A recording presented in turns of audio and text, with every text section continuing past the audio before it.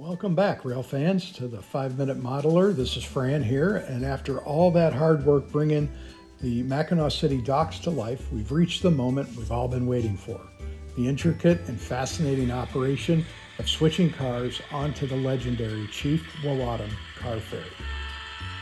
If you joined us for the first part of this adventure, and if you haven't, the link is right here, you saw our train arrive in the Mackinaw City yard. Now the fun begins. The transfer of cars from land to sea onto the deck of the Chief. And trust me, this isn't your typical yard switching. For those who've been following this build, thank you for your incredible support and insightful comments. I've learned so much from your real-world experiences and knowledge, and I'm excited to share those nuances with everyone today. This operation is full of unique twists and turns that set it apart from standard railroading. Picking up right where we left off, our trusty GP9 4913 is ready to get to work. We just enjoyed a lunch at the iconic Keyhole Bar and Grill, no beer for the crew on duty of course, and now it's time to get these cars moving. The word from the dock is in, the switcher is finished unloading the Chief Wawatam and a fresh batch of cars is waiting for us. With the clank of the coupler, 4913 slowly pulls away from our inbound train, heading toward the scenic waterfront.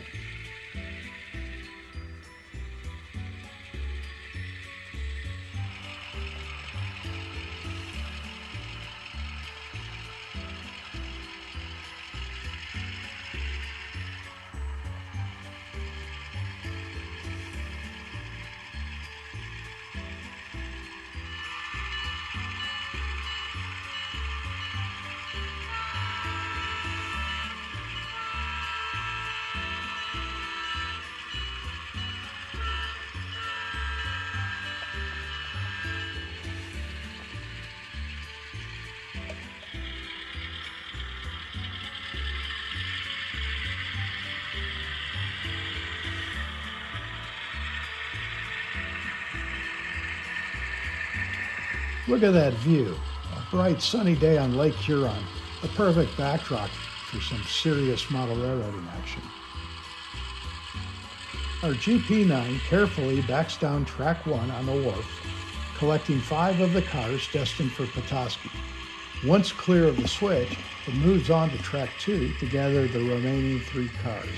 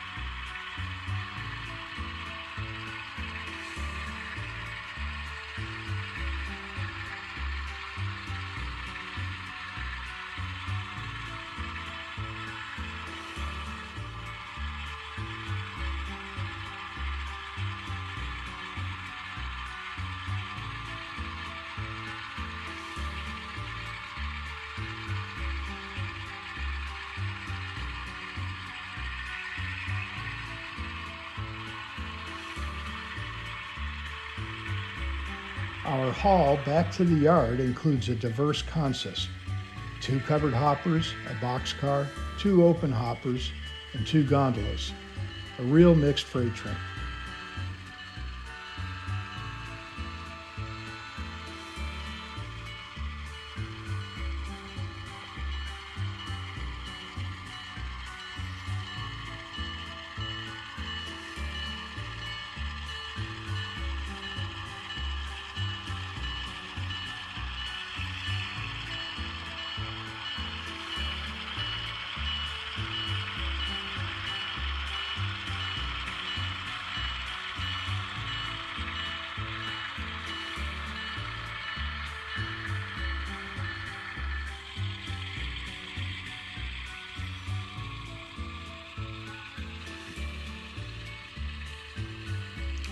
Back in the yard, 4913 pulls these 8 cars onto the south side track, right alongside the cars we staged earlier.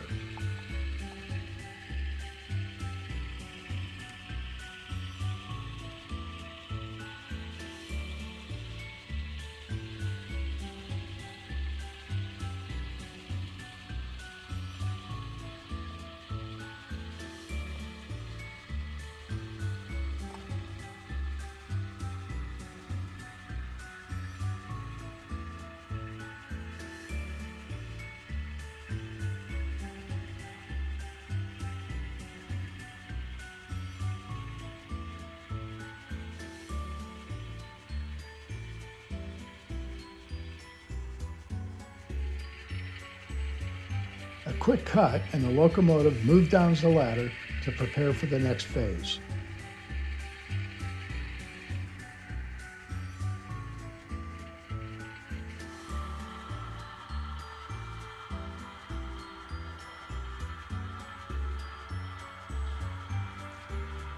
The engine pulls forward and couples to the caboose.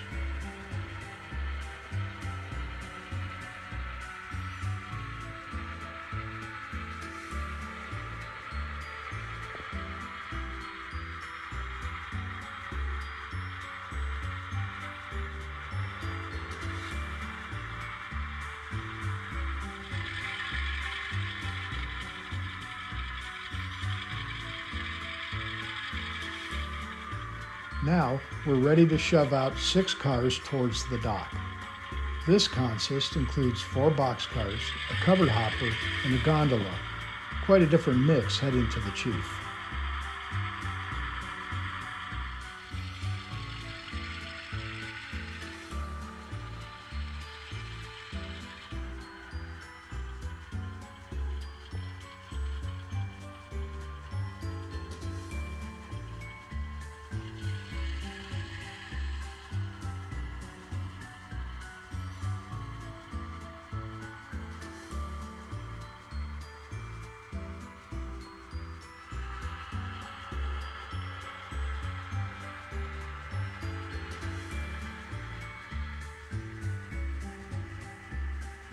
Carefully and slowly, we push 4 cars down track 2, uncoupling them precisely.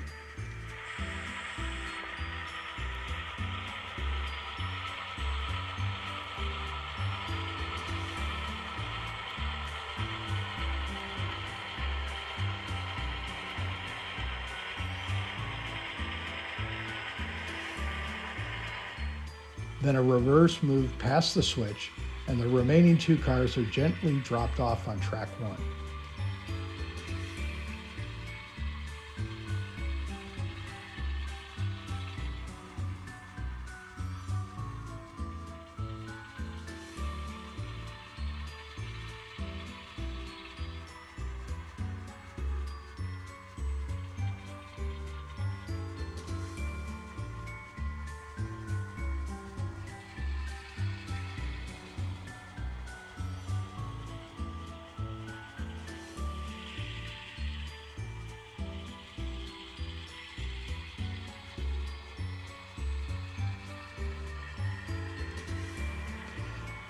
Well, job done, for now anyway. Our GP9 heads back to the yard to retrieve the 8 cars we just brought in. Pulling the caboose, we head to the end of the north track, uncouple it, then navigate the ladder to pick up our full consist from the south track.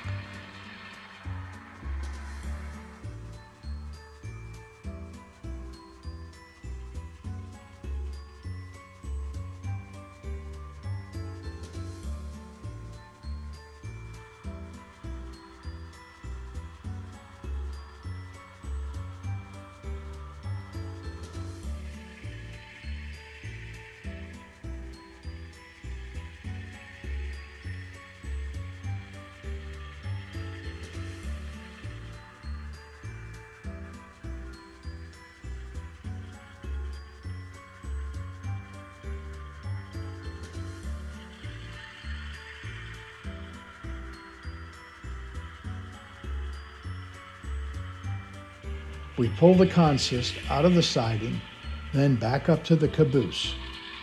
Once coupled to the caboose, 4913 is ready for its return journey to Petoskey.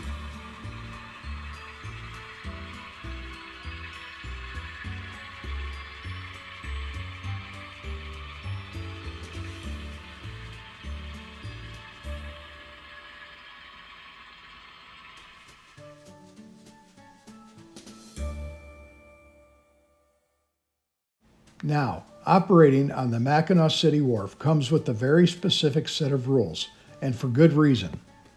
Rule number 1, and it's a big one, the locomotive never goes on to the ship itself. The combined weight could cause a dangerous list and potentially damage the vessel or the locomotive. So, our 8204 will stay firmly planted on the apron no further than that faded yellow marker on the bridge ties, and the signs on the maintenance shed serve as a clear reminder. To reach the cars on the ship, the 8204 needs to utilize 1 or 2 idler cars, typically flat cars. These act as a buffer, allowing the locomotive to push the freight cars onto the ferry without venturing onto the dock itself. But the complexities don't end there. Balancing the load on the ship is absolutely crucial. Not every car weighs the same, so the dock crew has the vital task of determining the precise placement of each car on the ship's tracks to maintain stability during loading and unloading. And here's another fascinating detail. Since the Chief Wawatam was a coal-burning steamship, hoppers of coal destined for its bunkers had priority. These cars would be loaded first and shoved right to the back of the ship. Their load would then be dropped into the bunkers below, and the crew would manually shovel the coal into the furnaces to keep that steam power flowing. Yep, you heard that right, manual shoveling. These unique operational nuances make this part of the layout incredibly engaging to operate. It's more than just pushing cars around. At scale speeds, these moves can easily take up to an hour, demanding patience and precision. Well, our S4 8204 heads down track 1, carefully coupling to the gondola and the boxcar. Once clear of the switch, it moves on to track 2 to pick up the remaining 4 cars destined for the Chief today.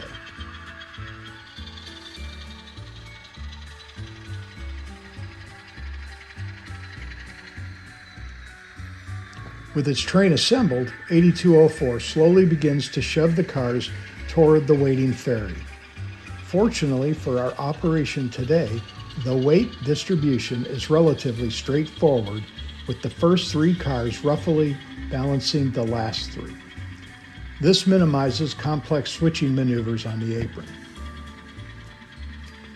Gently does it. 8204 pushes the cars onto the apron, where the switch is already aligned for the right side track on the Chief. Before any cars can be unloaded from St. Ignace, the bridge had to be perfectly aligned by the dock crew. A crucial step we didn't see in this video, but an important part of the real-world operation. With ease, the 2 boxcars and the covered hopper are carefully moved onto the ship.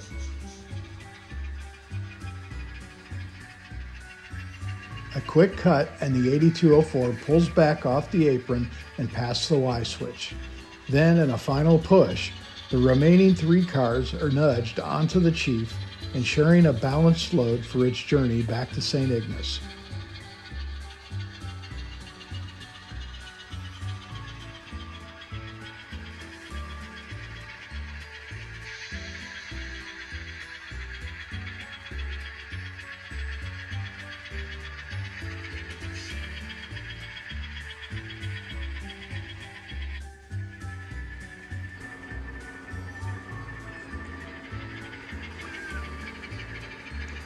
Well, the job is complete for the dock switcher.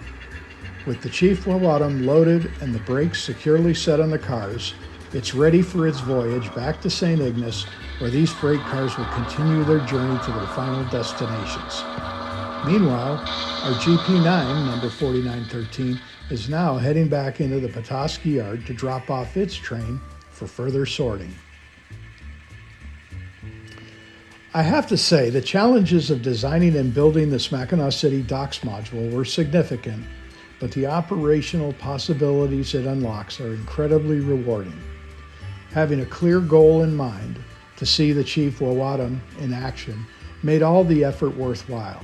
And while there are always details to refine, being able to operate the scene is the ultimate satisfaction. If you've made it this far, I'm guessing you're as captivated by this unique piece of railroad history as I am. There are more operational videos and how-to content coming your way, so please give this video a thumbs up if you enjoyed it, and if you haven't already, hit that subscribe button and the notification bell so you don't miss out on the next adventure here on the 5 Minute Modeler. Thanks again for watching.